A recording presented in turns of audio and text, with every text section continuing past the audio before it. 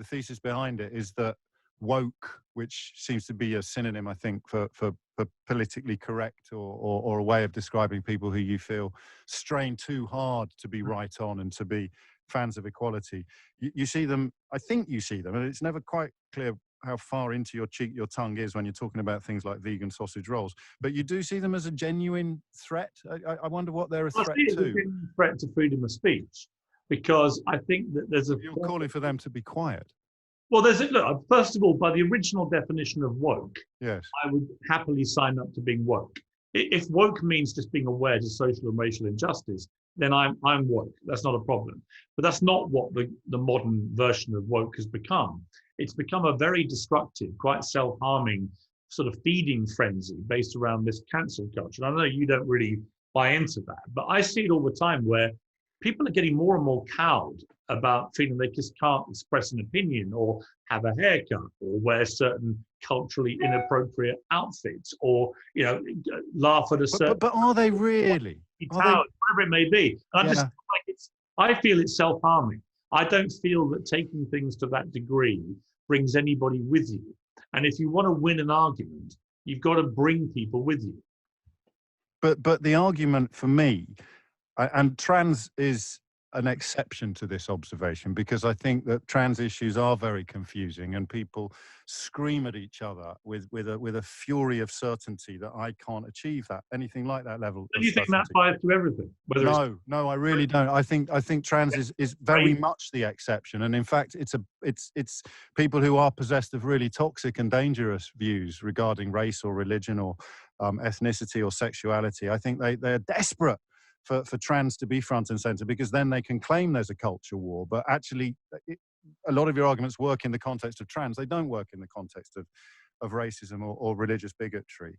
Well, they do if you start making a mockery. Well, that's what I'm coming to. Yes, but that's what I don't get, because all I know of these great battles are what I'm told by media outlets that are literally primed to infuriate and enrage me. And I followed you on that. And what I would say to you is, you think that they're sort of conflated, they're concocted, they're created by the media, but it wasn't the media that said, for example, that Rule Britannia should be chopped from the prawns. It was actually, the catalyst was not the media. It got brought to the media's attention, and the media then had a lot of, hey, while the sun shone. But I do think it's chicken and the egg, isn't it? There's always something there that starts. Okay, so name 3 people who, in the public eye, who passionately believe that we shouldn't have sung Land of Hope and Glory at them. And remember, it's an audience sing-along at an event with no audience. No, sure. Doesn't need to be 3. Just needs to be the person in charge of the production. Well, no, you're talking about an army of wokies, and I can't think of one person who passionately believed it shouldn't happen. This person had the power to decide it wasn't going to be a big part of the proms, and then that became a catalyst. But there was no audience, Piers. But here's the point I would make to you. An audience sing-along at an event with no audience. Then bring somebody in and sing it. You could do that. Yes. I would definitely not in the current... And you can't name anyone who was passionately opposed to it being sung. I remember her name, the woman who was in charge of the proms. That was the point. Right. And look, you might think it's trivial, but I can tell you, the moment people heard that a quite woke person in charge of the proms had decided we weren't going to be able to sing Rule Britannia, all hell broke loose. But more importantly... Well, of course it did. That's what I mean by more importantly for the left and for the wokies, what did it actually achieve? In the end, they do a U-turn, as everybody knew they would. So they don't win. They just have a completely futile war, which is guaranteed to ensure they don't get what they want to get. When was the woke candidate in an election who won? Anything. I'm still not entirely sure what you mean by woke, and we can hopefully we can use myself as an example on this. But for me, the fact that there was no audience there simply meant that they were changing the way that the event unfolded. The Times, I think, or the Sunday Times got hold of it, turned it into a story. And the number of stories you see now about Black Lives Matter are responsible for this review. There's no such thing. Can you name someone who is what you could call a member of Black Lives Matter? And yet every story I read about Nelson being reassessed or statues being protected. I just don't know who these people are. And I sit in newsrooms, and I'm sure you still do too, and I hear people desperately ringing around to try to find someone to represent what you describe as an army. If there's so many of them, why are they so hard to find? I don't think you need to find anybody. When you have to board up Winston Churchill, Gandhi, and Mandela statues in Parliament Square. But they did that during the Countryside Alliance March. Of course. I'm not. Listen, Are they woke? The right wing can behave far worse than the left wing. They're right wing. They're just country people. They're just pointing out when there's a big event. They probably boarded up those statues when you were having your big anti-Iraq war march. Yes, listen. I am not saying that everyone's not culpable. I'm not saying I'm not culpable or part of this frenzy and noise. But what I am saying is the illiberal liberal element of wokedom has got completely out of hand. You might not accept it, but go out and ask people, are you sick and tired of this stuff? And they'll tell you they are. Well, of course they will, because so much effort, it's like Brexit, so much effort has been put into telling people that there's an enemy at the gate. No one's bothered to check whether there actually is. So off the top of your head, who has been cancelled in the United Kingdom? What do you mean, who's been cancelled? Well, it's a word you use a lot. You say that James O'Brien won't be cancelled because he's got such a big platform. Well, you have. You're not going to get cancelled. Well, so what who about, has been? I can't remember the name of the author who got cancelled by... You're going to have to do better than that, because you say James O'Brien will not be cancelled, but I know loads of people who have been. So just name a few.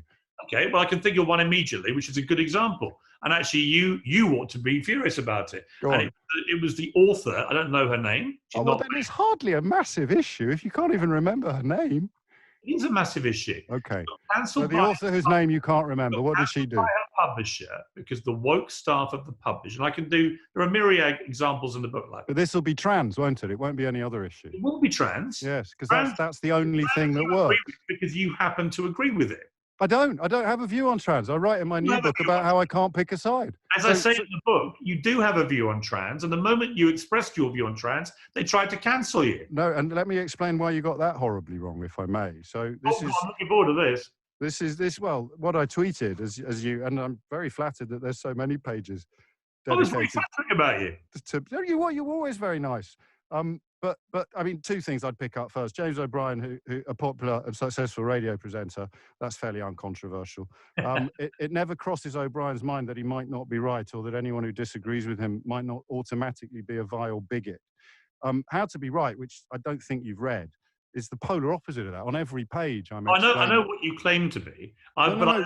This is my book that you've mentioned. Shall I tell you what's in it? There's no relation to any of that. Well, let me tell you what's in my book. You could be very self-righteous. You say that according to Twitter, but my book is about how easy it is to persuade good, decent, non-bigoted, intelligent, fully functioning people of things that aren't true. And then I go through 10 different issues, everything from Winterval, which was a myth, right through to the controls we did and didn't have over immigration, to the meaning of political correctness. And on every single page, or certainly after every single transcript, I say, this is a good person. This is not a stupid person. And yet, under your reading, everyone who disagrees with me must automatically be a vile bigot. Nobody could read your Twitter feed without drawing the hourly conclusion that you think anybody that voted Brexit, it must be a total moron. Because no, that's simply not true. Otherwise, my best friend voted Brexit. My father-in-law voted Brexit. This is where I'm wasting my breath, because you're saying things that are simply not true to support your thesis. So let's park that and move on to this example that you use. Once again, you think you're right and you won't countenance. No, I think I'm right about who I am, Piers, and what I wrote in my book. Question who you are, in the same way you're questioning who I am. Okay, well, I'm right about what's in my book that I wrote and that you haven't read. But on the transgender thing, why would you even put it in there if you haven't read it? Before you move on so fast on the transgender thing, explain. No, I'm not moving on. I'm coming right to it now. That's absolutely where we are. So what I was under... I was under scrutiny or criticism from people who would be described perhaps as anti-trans or TERFs, and they were asking me, I wish I could ask him what it's like to be a woman. So I explained how confusing I find it all. And there's a chapter on this in my book as well, which would have helped you perhaps understand what I was doing on this occasion. And I said, I don't think it's unreasonable to not let human beings with penises into changing rooms, knowing that the response to that, because we've done it on the radio show, is always, well, who's going to check? And that's the point at which I say, actually, I can simultaneously sustain two contradictory positions here, because A, I don't think it's unreasonable to suggest that people with penises shouldn't be allowed into female changing rooms. B, I can't support any form of underpants police or genital examination before you're allowed into a changing room. And my friend Paris Lees, who you cite here as somehow attacking me or turning on me, well, she makes a brilliant point. She says, who's going to check the contents of my pants? So instead of thinking, crikey, that's a really good point, you saw it as evidence of wokeness. So first question would be, who is going to check the evidence of her pants? Well, these are the questions that have to be asked, aren't they? Well, and I answer them in my new book. You don't in yours. So who should check the contents of her pants?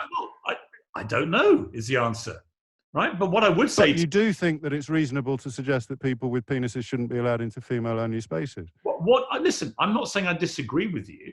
I'm saying when you say there's no such thing as cancel culture, look at the reaction you got. And I say to you, you can't name anyone, and if you can, it will only be about trans, not about all the other issues, from vegan sausage rolls to Black Lives Matter. The example I was giving you before you so rudely interrupted me was the writer who got cancelled by her publisher because she retweeted a support for J.K. Rowling, who had similar views about the transgender issue, and believed women's rights are being damaged by the trans rights lobby. And I have a lot of sympathy with a lot of what she says, not all of it, but most of it. And I do think at the very least, somebody as woke as J.K. Rowling should not end up with a hashtag RIP J.K. Rowling. That is the kind of illiberal fascism, which is the very thing that wokies claim that they detest most in genuine fascists. But you keep saying wokies, and I keep saying this only works on the trans issue. So give me some examples from other areas. Who's been cancelled? Who's been cancelled on the trans issue? No, I've read your book. I'll give you an example. Radical feminists who want James Bond to be a woman. Right. Why do you care? I care because James Bond's a man. Did you see Glenda Jackson's King Lear? Yes. What did you think of it? It's got nothing to do with James Bond. It's got quite a lot to do with gender. It's got quite a lot to do with gender. I've got no problem with a woman spy being a hero. Find your own. And here's another example. Altrincham School for Girls. Yes. Told all their staff they could no longer use the word girl, and yet the name of the school remains Altrincham School for Girls. Now, what about the girls' right to be called a girl at that school, given 99% of the kids there are girls? Google. How many of them have you asked? Let me finish a little. You wanted some examples? I don't know, I do, but let's examine them one by one. How many of the girls at Altrincham School for Girls have you asked about how they felt about this? We had a lot of people. Because it probably came from the pupils. Contacted from the. Well, hang on. A lot of people from the school contacting us saying it's utterly ridiculous. And what about, they said, why is it that the transgender right, which is just a tiny minority of students, trans again. Hang on, we're able to dictate how everybody got called in the school. But I'm agreeing with you that when it comes to trans, there is a tension and a confusion and an unresolved animosity between two very, very furiously entrenched camps. But there isn't on anything else. And you've basically written a whole book. I haven't finished yet. Oh, sorry. Google react to radical vegans screaming away by removing the egg from their salad emoji. So what? What about my rights as somebody who loves eggs? Yes. To have the egg in the emoji. Why does a radical vegan get to have it removed when I, like most people in this country, love eggs? Yes. Have you found your access to eggs in any way limited? Only when I click on Google and look at the. No, your access to actual eggs rather than cartoon representations of them. My point is the radical divisions of all these things, and there are much more serious. But you can't say the radical divisions of all these things when you've conflated transgender with a cartoon of an egg. I haven't. I've just told you different examples. You said you're only talking about trans. Because that's the only thing that works. Nobody is cross about an egg emoji. Nobody's cross about that, and you're not really. Of course they're cross about it, or he wouldn't have been removed. An emoji of an egg? Of course. Right. Yeah, people weren't cross about it. Do you understand why I said I can't tell how much time you spend with your tongue in your cheek? I mean, hand on heart. You're really cross that Google removed an egg from their salad emoji. No, hand on heart, on the more serious point. Yes, as long as it's not trans. Yes, okay. You can pick any subject you like. Hand on heart, my issue with it all, collectively, is that this kind of nonsense, what it drives is a sense of ongoing, all-encompassing censorship, where companies in particular are now bowing to pressure from the woke brigade to virtue signal their way to a place that I find hellish, where people are being dictated to about every single part of their lives. And most of it is trivial, as you rightly observe, but it's the fact it happens on trivial stuff that A, distracts from the bigger picture, and B, drives people completely nuts and makes them think that they have no ability to have any freedom of speech or expression. And I think that is legitimately a really serious issue. But you don't think people should be allowed to say it would be great if James Bond was played by a woman? That's freedom of speech. Not if it happens. Why not? Because James Bond's a man. Yeah, a fictional man. He's a man. He was He's not real. He's a man. He's So not you're real. happy for James Bond to be a woman, are you? I hand on heart, I could not give a fig, mate. Okay, I listen. If it's a good, do you know what I'd do? I'd go to the cinema and decide whether it was a good film or not. You have things that you care about. I have things that I care about. But I don't. This is why I like you so much, because I think you really do care about this, and it is. You must, on some level, realise how ridiculous it is, and that's why I have a problem with your book, because the trans issue is profoundly important, and I write very great length and in great detail about it in both the book I published a couple of years ago that you haven't read, and the book that comes out next week. And there's a huge about your books. If I did, I'd read them. There's a huge danger of conflating cartoon eggs with young people who feel they've been born into the wrong body. No, because you decided that that's the one issue that matters. No, I gave you a lot of space to list all the great crimes committed by wokies, and you've come up with James Bond and a cartoon egg, mate.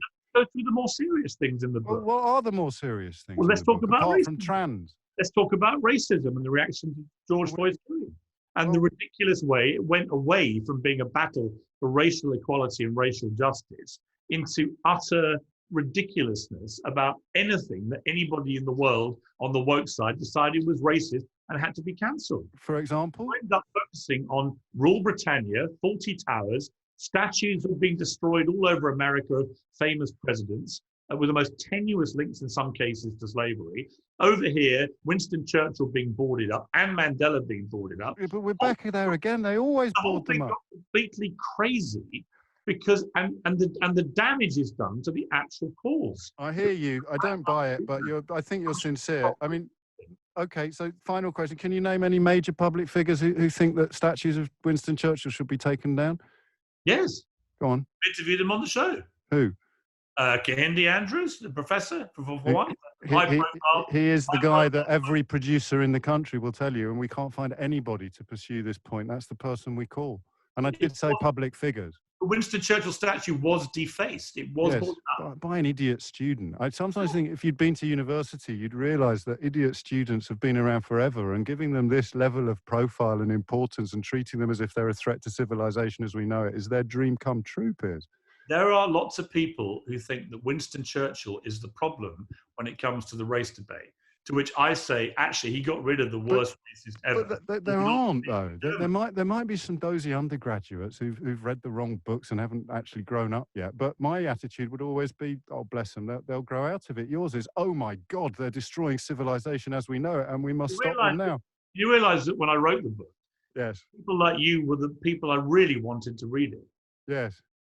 Because I knew you'd react like this. But I'm not. I'm reacting with great affection and amusement. No, seriously, I promise you, I'm never going to look at a cartoon egg in the same way. I'm not outraged, but just because you use me as an example, I didn't recognise your account, not least because Paris Lees remains a very good friend of mine, and she made an extremely good point about the underpants police. So I couldn't work out whether or not I'm being held up as an example of being woke or a victim of cancel culture. I think you were an ironic victim of cancel culture, which you don't think exists. Yes, except on trans issues. Well, I was giving an example where on trans issues, which is the only issue you seem to care about. No, well, I care about it more than eggs. Forgive me. Cartoon eggs. Yeah, but you only care about things that you care about. And nonsense. I care about equality and decency and honesty and integrity and accountability. Your shtick is to be blindly partisan about an issue. Isn't. And by the way, you do it very well. No, but I don't do that at all. You will never. Why do you have to do this? There's lots of things you can criticise me for without making stuff up. You've made up stuff in the book. You don't have to make up stuff here. Stuff have I made up in the book? I love being wrong. Well, you said that everybody who doesn't agree with me, I consider to be an uneducated bigot, whereas the book you're actually referring to when you say that is full of explanations. I read your Twitter feed. Well, my Twitter feed, honestly, mate. Every day. Life's too short. Permanently. We're not. Do you know what we've done? We're not going to have any time to talk about Trump. So the three areas on my Twitter feed, the three areas upon which you've historically sought to lock horns with me were the utter, the way that Donald Trump's depravity outside the White House would make it absolutely clear to anybody honest how completely dangerous he would be inside the White House, that the Brexit that people voted for was absolutely impossible to deliver, and that Boris Johnson was supremely unfit for office. What did I get wrong? Well, you're always right about everything. You know no, just on those three issues, which are the only things you've ever tweeted me about. The thing you got wrong is that you refused to accept the result of the referendum. No, I didn't. That's not what I asked you. I said that the people weren't going to get the Brexit that they voted for. They're not, are they? Of course not. But So you agree with me? Of course. You know I agree with you about Brexit. And Trump? Trump, as you know, I've known him a long time. I see good and bad in him, and I think he may lose the election for all the bad side of him coming to the fore. But I don't see him as bad as you do, but I don't see him as good as he sees himself. And Boris Johnson's fitness for office? Boris Johnson's turned out to be an absolute clinker.